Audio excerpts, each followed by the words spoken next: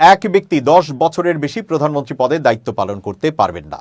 সংবিধানে এমন বিধান যুক্ত করার বিষয়ে একমত হওয়ার সিদ্ধান্ত নিয়েছে বিএনপি। গতকাল মঙ্গলবার দলের স্থায়ী কমিটির বৈঠকে এই সিদ্ধান্ত নেওয়া হয় বলে জানা গেছে।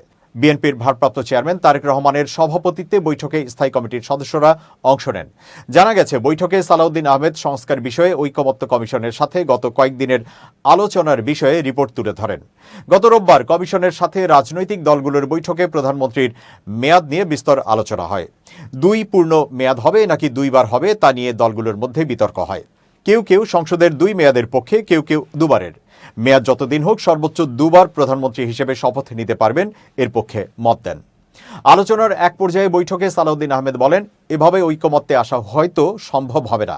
এর বদলে একজন সর্বোচ্চ কত বছর প্রধানমন্ত্রী হিসেবে দায়িত্ব পালন করতে পারবেন তা ভেবে দেখার আহ্বান জানান তিনি।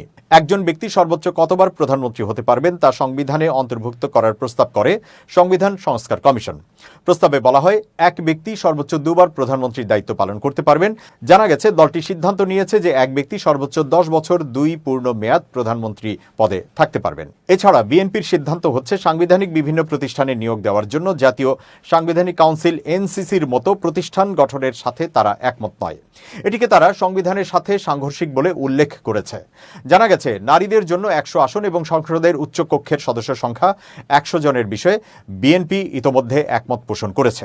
প্রধান বিচারপতি নিয়োগের ক্ষেত্রে জ্যেষ্ঠতম 2 জনের মধ্যে যে কোনো একজনকে নিয়োগের বিষয়ে দলটি একমত হয়েছে।